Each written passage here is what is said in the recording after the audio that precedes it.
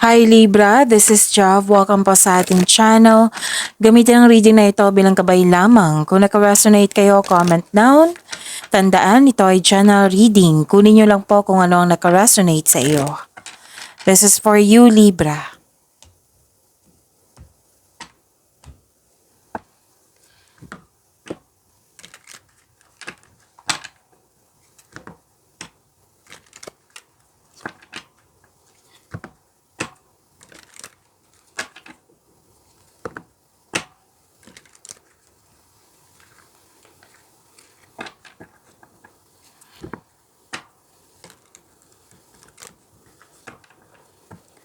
Para po ito sa iyo, Libra.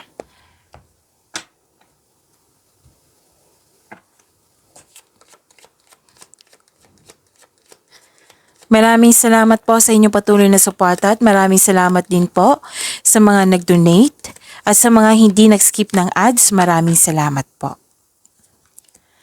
Sa mga hindi pa nag-subscribe, subscribe na po kayo at click bell notification para malaman nyo na may bago tayong video. Para sa mga gusto magpa-reading, comment po kayo ng personal reading. Again, comment kayo ng personal reading and check my reply sa comment section.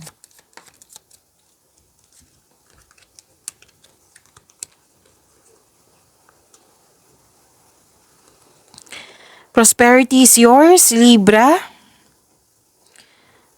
May dumating na opportunity, pwedeng project na binigyan mo ng long-term plans. Career stability, kitang-kita ko po dito. Mas lumawak yung ambisyon mo sa buhay. Nagkaroon din ng time for reflection. May solusyon sa inyong problema, may sagot sa inyong mga katanungan. At malakas ang iyong intuition. Kung merong sikreto, kung may manloloko, manangloko, malalaman mo yan. Kung meron malalaman mo yan kasi mataas ang iyong intuition.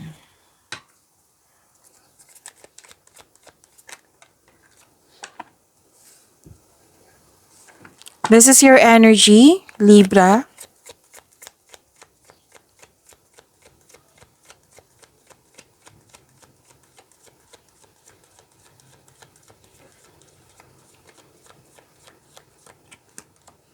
Oh, nakuha mo si Wheel of Fortune. Kung may napansin kayo na repeating message, yan po yung pinupush ng cards niyo po. Like for example, nanood kayo sa inyong monthly gabay tarot reading, sa inyong weekly gabay tarot reading as sa first half of the month of August, at dito rin. At may napansin kayo na repeating message, yan po yung pinupush ng cards niyo na kailangan niyo pong bigyan ng atensyon, solusyon at aksyon kung maaari po. So, ano yung energy ni Libra? Pag-aaruga. May malaking influence ang isang babae, pwedeng ikaw ito or siya. Marami kang naiisip na bagong ideas para sa ikakabuti ng iyong trabaho, negosyo man, at kaperahan. Ang ilan sa inyo nag-enjoy dito sa home decoration. At ang ilan sa inyo nag-spend time sa bahay.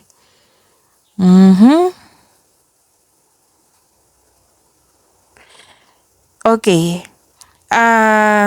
May nakita ko dito nag-aalaga ng baby, nag-aalaga ng pamilya, ng mga bata. Yan yung nakikita ko.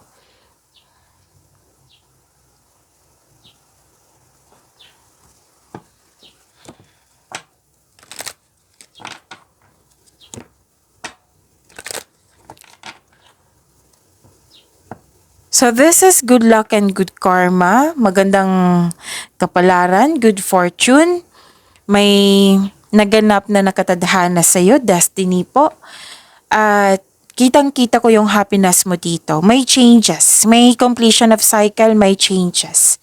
So this card tells you na mag-focus kayo sa mga control nyo in order to find peace. Let go mo na po ang hindi mo makontrol. So this card is a completion of cycle. May changes na darating or blessings po ito.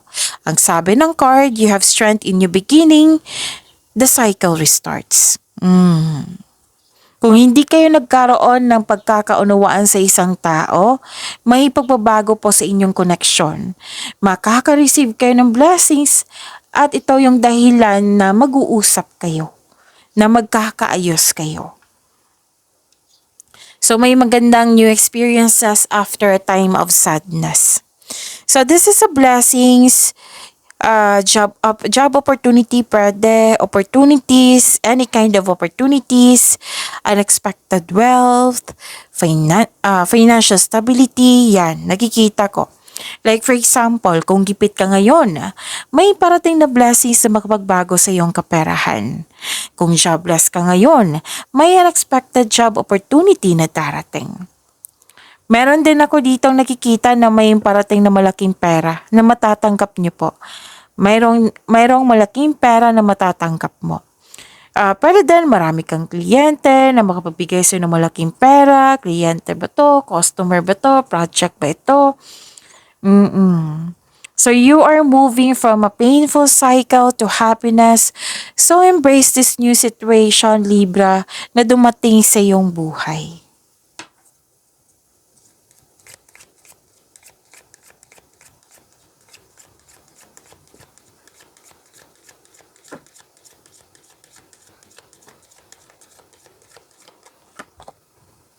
Choices. Make the best choice. Okay? Make the best choices. Yan.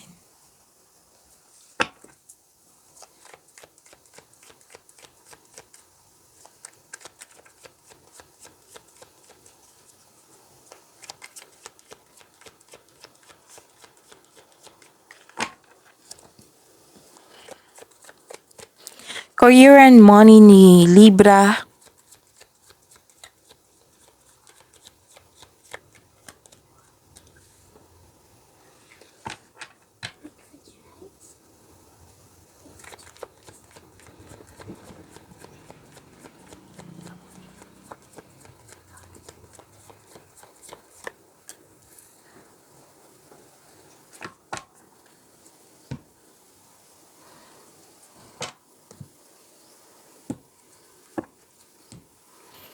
Sa career and money ni Libra. Nakita ko dito na nagkaroon po ng opportunities pa rin to eh. Wow, ang ganda naman. May parating na opportunity or dumating na. Kitang-kita ko rin dito na naulit to naman sa ha. Different card po ito. May, your finances are improving also. You are becoming more confident sa trabaho mo ngayon. You're showing your kindness to everyone. May sabi rin dito na malakas ang iyong intuition. Self-exploration. Nagkaroon ng time for reflection, which is lumabas dito kanina, di ba? Lumabas siya dito sa inyong tarot cards. So, may parating na good news po. At makakatanggap kayo ng mensahe galing sa isang unexpected sources. Pwedeng itong galing sa isang tao na mas bata pa sa'yo or ito yung intuition mo.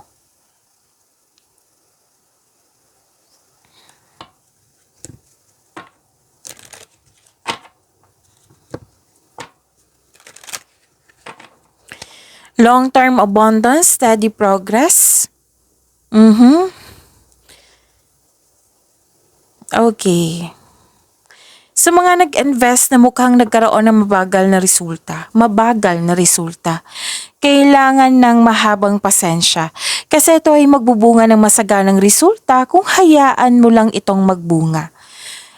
I-continue lang po yung steady action nyo po on your goals na may kasamang pasensya and be realistic about your expectation. Kung ikaw ay naghahanap ng trabaho or nag-iisip ng bagong karera, may perfect time po, sabi ng card. So, claim niyo po itong long-term abundance. Oo, steady progress. At nakikita ko dito, Libra, you are into sa pagsisikap sa araw-araw. Yung may magandang, what I meant is magbubunga ng pinakamatagal at may makabuluhang resulta ayaw mo sa mga shortcut na pagyaman. Gusto mo pinaghirapan mo. At ang sabi ng card dito, magbuo ka ng konkretong plano para maiwasan yung pagka-burnout. So expect marami kayong ginagawa kasi marami din kayong iniisip dito. Okay? At ayun, para magtagumpay ang iyong daily routine.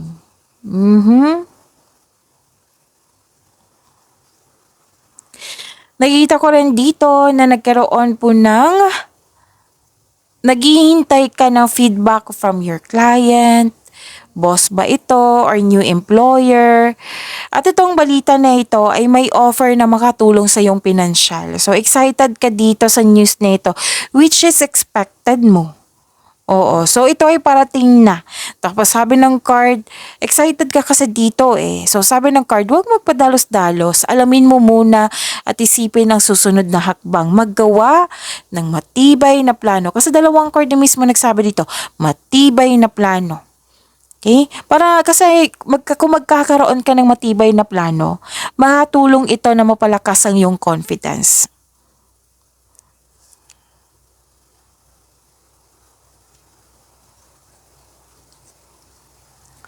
Nakikita ko rin dito gumagawa ka ng logical na aksyon sa iyong mga layunin sa buhay, lalo na sa inyong career and money. May leadership role or di kayo leader na kayo dyan na ginapanan mo ng mabuti, ng maganda ang iyong pagiging leader. Pwede din promotion po ito. Pwede din yun nga, promotion. Pwedeng pagtaasin yung posisyon, pagtaas ng kita, sweldo, allowance ba? At nakilala ka ng mga tao, Libra, na sa inyong magandang kontribusyon dyan. Nakilala ka, ginagalang ka ng mga tao nang dahil sa inyong magandang kontribusyon. Okay? So, di ba may sabi ako kanina na may magandang balita, makakatanggap kayo ng magandang balita. Lalo na kung may concern kayo sa legal na usapin, makakatanggap kayo ng mabuting balita. Okay? Nasunod yung gusto mo.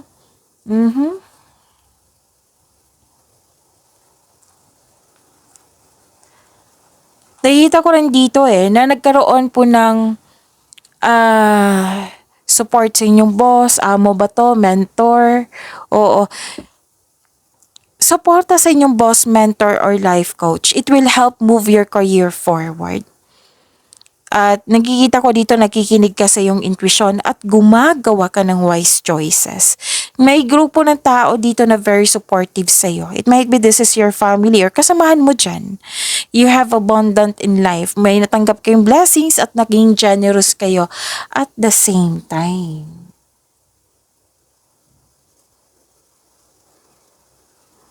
Some of you, may plano pa or nagbakasyon na kayo ngayon. What I meant is, pahinga.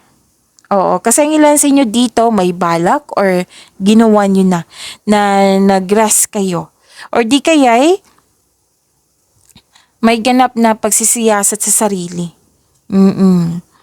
Kasi stress ka dito at pagod. Marami kasing ginagawa. Gusto mo mag-leave or magbakasyon. Ang pagpahinga po ay nakapagbigay ng increased productivity and a healthier mental state.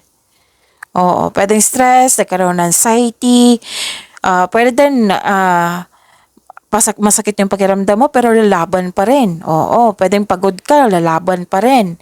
Pero nakikita ko talaga dito ng ilan sa inyo nagpahinga.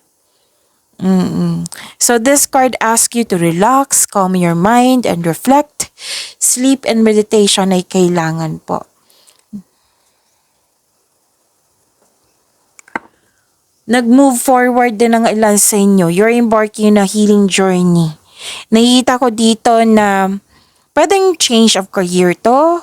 Pwedeng may changes dyan sa trabaho mo. Pwede din nagpasya ka magkaroon ng healing, nag-let go ka at nagkaroon ng healing, nagkaroon ng transformation.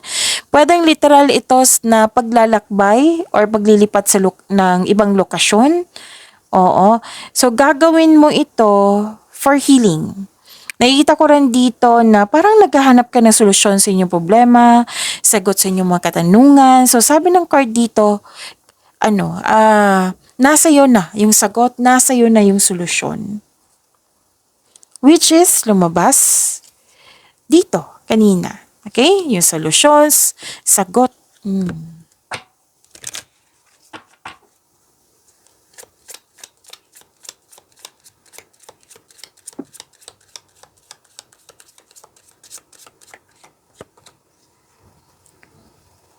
Okay, nagpa siyang ilan sa inyo dito na magkaroon ng side hustle?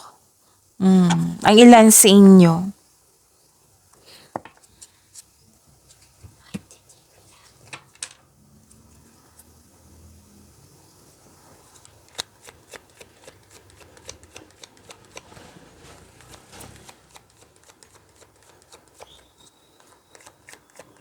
Love life, self-love, partnership, and romance ni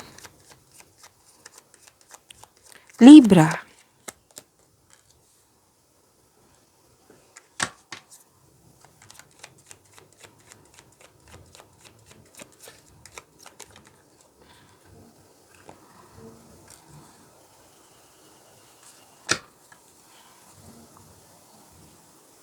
Sa love life, self-love, partnership, and romance, may new beginning, abundance din to. Wow, may parating na blessing. So, gift from the universe. Posibleng bagong pag-ibig para sa mga single. Oo. Tapos sa mga relasyon dito, may plano kayong mag-level up, pwedeng magpakasal, bumili ng bahay lupa, sa buhay mag-asawa, project din to. Oo. At ang ilang couple dito ay kontento na sa inyong pagmamahalan.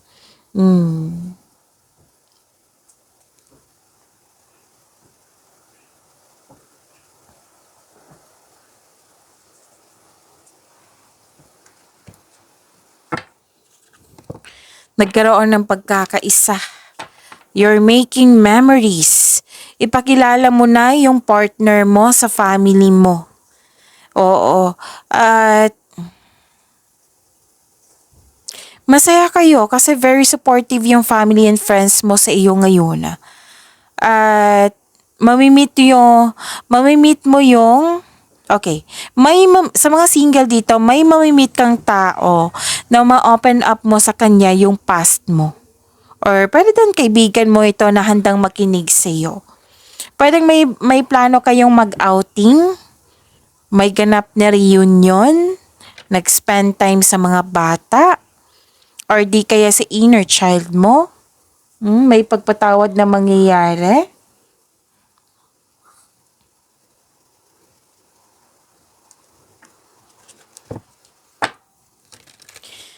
Para sa mga single, you need time alone. Parang perfect time sa inyo na maglaan ng oras sa sarili. Para sa mga marelasyon sa buhay mag-asawa, may ano dito pwedeng tampuhan to, nag-cool off or nag-put ng space. Alam nyo man, putting space is a sign of respect sa inyong sarili, sa kanya, sa inyong relasyon. Para sa pagbalik nyo, energy restored, may solusyon na kayo, may sagot na kayo sa katanungan. Oo. Kasi may nakita ko ditong pwedeng argument or away. Tampuhan.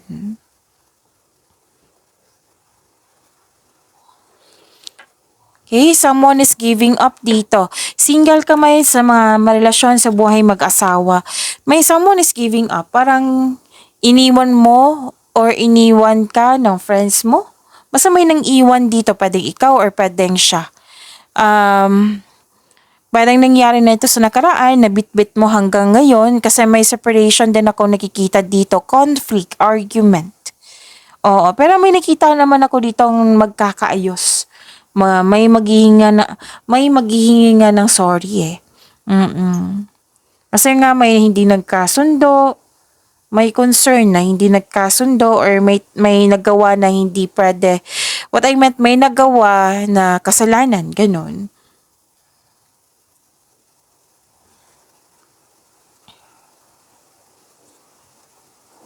So, dalawang card kasi nagsabi dito na may space, cool off, or separation. Pwede nangyari na ito na dala-dala mo hanggang ngayon or mangyayari pa lang na sana'y ma-overcome niyo po.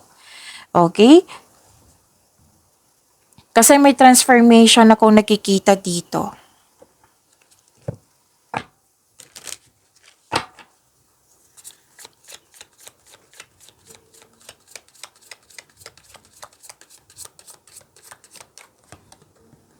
Hideaway.